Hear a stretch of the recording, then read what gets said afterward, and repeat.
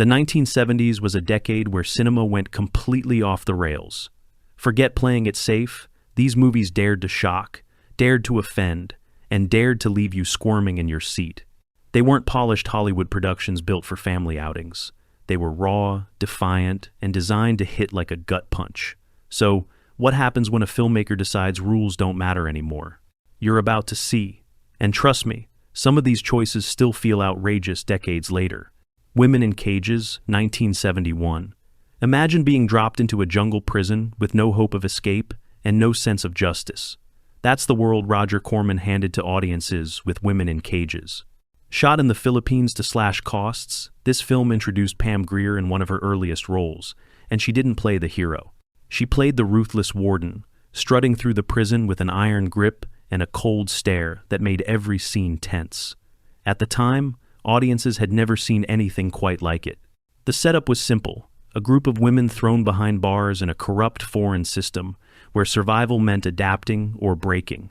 What set it apart was how it blended exotic jungle backdrops with the claustrophobia of confinement. Grier's character embodied authority gone wrong, and critics who dismissed the film as exploitation couldn't ignore her commanding presence. The production itself was just as wild as the story. Filmed on location in sweltering heat, the cast endured grueling conditions while trying to deliver performances that felt gritty and real. The handheld camera work gave it a documentary-like vibe, making the intensity harder to brush off. While mainstream critics turned their noses up, grindhouse audiences couldn't get enough. It was loud, messy, and unapologetically brash. In hindsight, Women in Cages showed the power of casting. Without Grier, it might have been another low-budget entry lost in the shuffle. With her, it became a landmark, the women in prison wave that flooded theaters through the decade. Love it or hate it, the film proved audiences were willing to pay for boldness, even when it made them uncomfortable. That's the exact energy that kept 70s exploitation alive. The Big Dollhouse, 1971. If Women in Cages cracked the door open, the Big Dollhouse blew it right off its hinges. Also shot in the Philippines under Roger Corman's watch, this film didn't just ride the women in prison trend, it defined it. Once again, Pam Grier stormed onto the screen, this time as a fellow prisoner caught up in the chaos of rebellion. Her performance made her a superstar, and the movie's blend of jungle grit and prison intensity became the formula countless imitators copied. The story was raw and straightforward. Inside the prison, the inmates endured brutal treatment until they decided they'd had enough. What followed was an explosive plan to fight back, wrapped in sweat, tension, and the kind of energy that only comes from a low-budget film where everyone is giving 100%. The jungle itself became a character, its humid, unforgiving atmosphere seeping into every frame. Behind the scenes, the conditions were tough. Shooting in the Philippines meant real heat, real bugs, and real exhaustion. But those challenges gave the movie its edge. It didn't feel staged. It felt like you were right there in the mud and smoke with the characters. Critics dismissed it as cheap thrills, but audiences lined up because it delivered exactly what the posters promised: rebellion and raw intensity. What really made the Big Dollhouse stand out was its energy. The pacing never slowed, the confrontations were relentless, and the finale left viewers stunned. It wasn't polished, but that was the point. In a decade where mainstream cinema was beginning to experiment, exploitation films like this one were already running wild, daring audiences to keep up. For many fans, it remains the ultimate entry in the women in prison cycle, proof that grit and nerve can sometimes outshine big budgets. Sweetback's Badass Song, 1971. Every once in a while, a film doesn't just entertain, it detonates like a cultural bomb.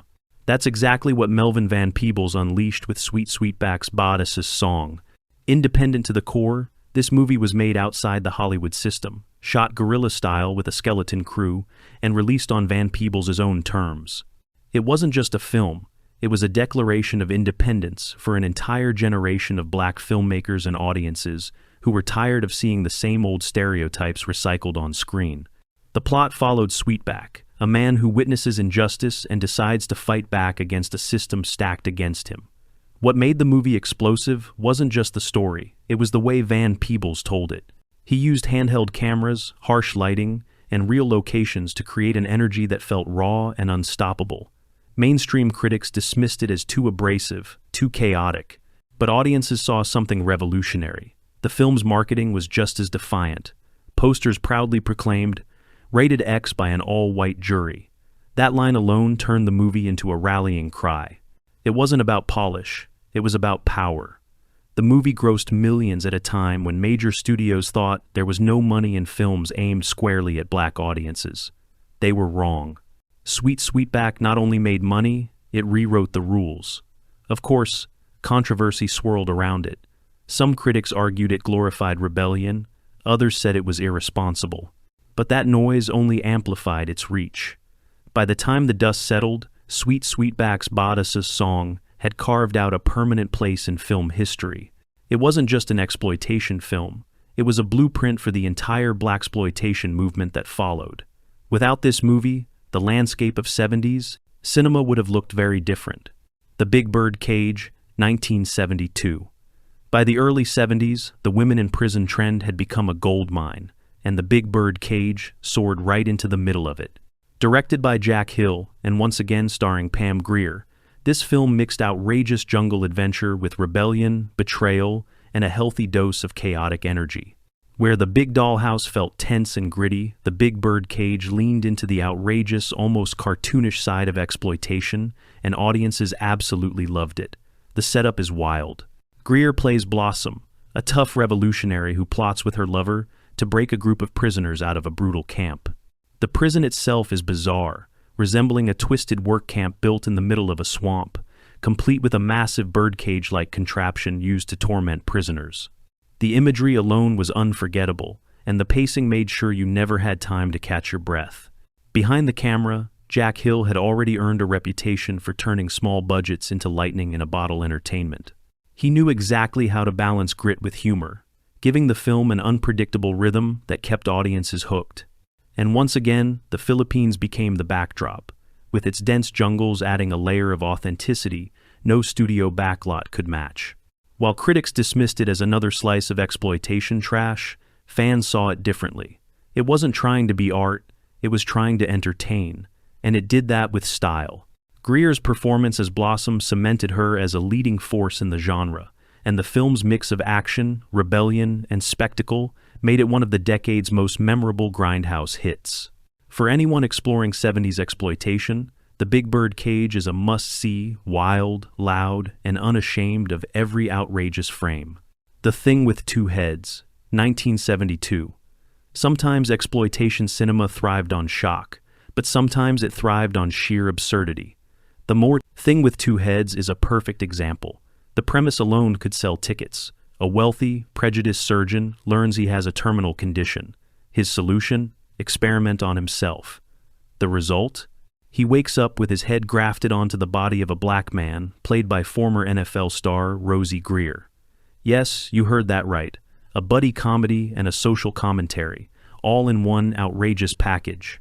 On paper, it sounds ridiculous. On screen, it's even more unbelievable, but that's what made it unforgettable. The movie leaned hard into its bizarre setup, mixing slapstick humor with moments of biting social critique. Seeing two men forced to share one body became a not-so-subtle metaphor for the cultural clashes of the era. Audiences laughed, cringed, and, whether they admitted it or not, walked away thinking about the message buried under the chaos. The production embraced its low budget with gusto. Chase scenes featured Grier and co-star Ray Milland, literally trying to move in sync while sharing a single oversized shirt. It was clunky, it was awkward, and it was hilarious. Grindhouse audiences adored it because it was unlike anything else playing at the time. Critics, on the other hand, didn't hold back, calling it tasteless and absurd. But that criticism only added to its legend. Over the years, The Thing with Two Heads gained cult status precisely because it was so outrageous. It proved that exploitation films didn't need to be dark or gritty to push boundaries. Sometimes all it took was one outrageous idea executed with a straight face. And in the crowded landscape of 70s cinema, that was enough to make it stand out forever. Coffy, 1973. When you talk about the golden age of blaxploitation, one name towers above the rest: Pam Grier. And Coffy is the film that made her a legend. Released in 1973, It wasn't just another revenge story, it was a declaration that Greer could carry an entire movie on her shoulders.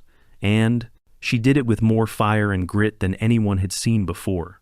The story followed a woman who works as a nurse by day, but becomes a vigilante by night after seeing the people she cares about destroyed by corruption. That setup alone was enough to get attention, but what kept audiences hooked was Greer's electric performance. She wasn't playing a background character or a sidekick. She was the star, and every scene she was in demanded your attention. Director Jack Hill, who had already proven himself with The Big Bird Cage, gave Greer room to shine. He combined the grit of street-level crime with the slick pacing of a revenge thriller, creating a film that felt both outrageous and oddly grounded. The action sequences were raw, the energy was relentless, and the script gave Greer plenty of chances to show off her toughness. Critics at the time weren't sure what to do with it.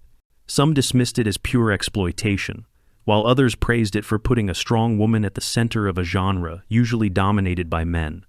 Audiences didn't care about the debate. They lined up, and the movie became a box office hit. Looking back, Coffy is more than just another gritty entry in the 70s exploitation wave. It was the moment when Pam Grier cemented herself as the face of the movement. She wasn't just part of the trend, she was the reason the trend worked.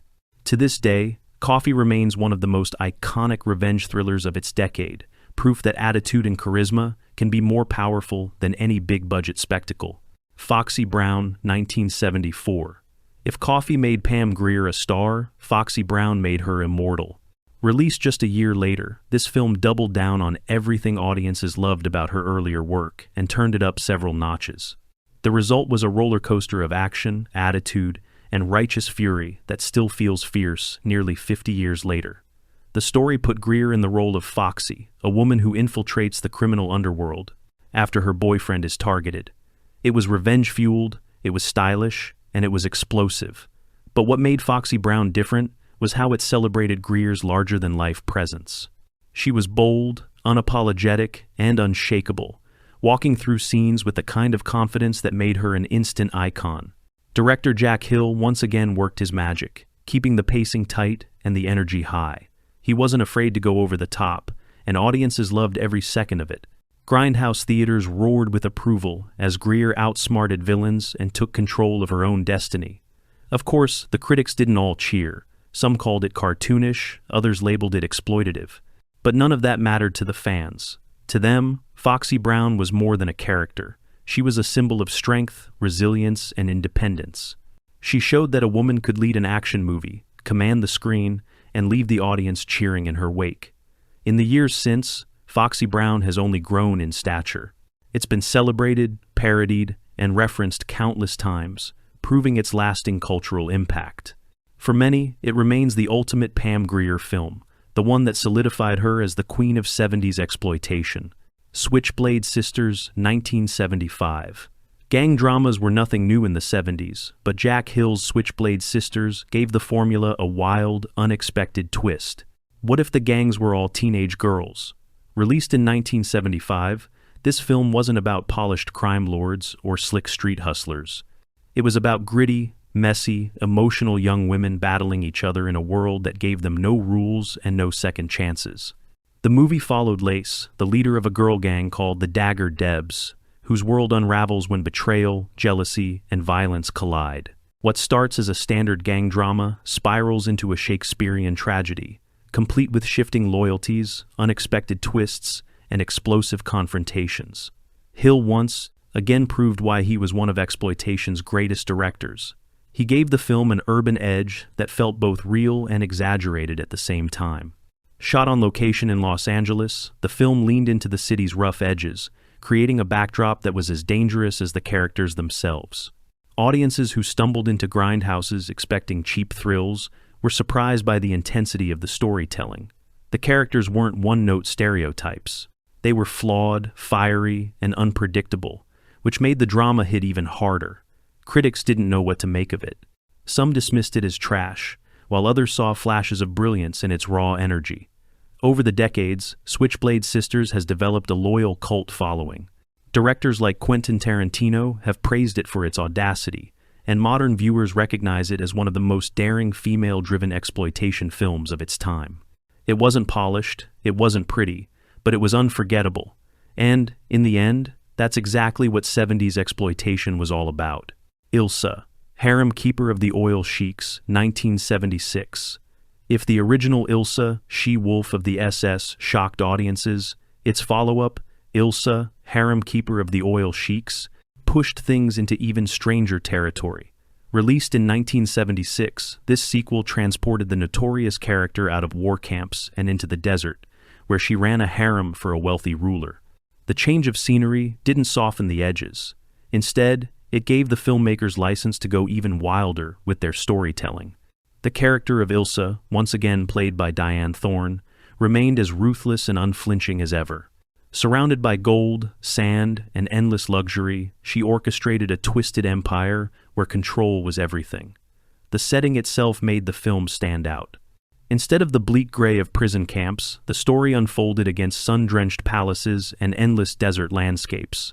That contrast made the shocking moments even more pronounced. Production was fast, cheap, and geared toward the grindhouse circuit. Shot on location in California, with sets dressed to mimic the Middle East, the movie leaned on bright colors and exotic costumes to set the tone.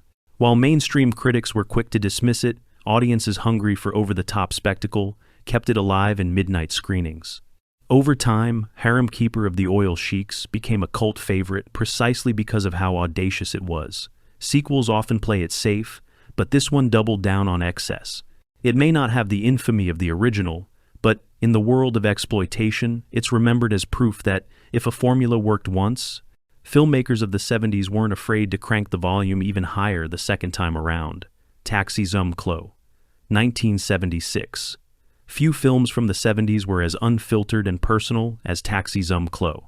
This German independent feature took audiences into the underground culture of Berlin and refused to look away. Director Frank Riplow not only wrote and directed it, he starred in it, playing a version of himself navigating daily life with all its complications, frustrations, and small triumphs.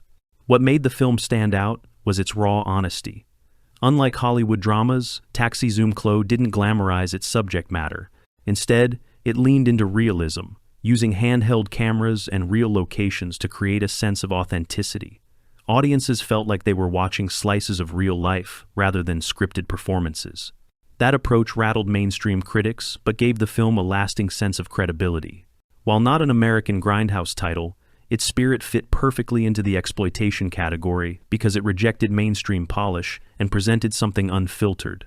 The movie became a lightning rod for debate across Europe, with some calling it groundbreaking and others calling it irresponsible. In the United States, it was circulated on the art house and underground circuit, where curious audiences quickly gave it cult status. Over the years, Taxi Zum Klo has been revisited as a piece of 70s cinema that dared to challenge comfort zones. It didn't rely on flashy gimmicks, elaborate violence, or exaggerated characters. Instead, it relied on unflinching honesty. And, in its own way, that made it one of the boldest exploitation films of its decade. Death Race 2000, 1975. Leave it to producer Roger Corman to turn something outrageous into a cultural phenomenon.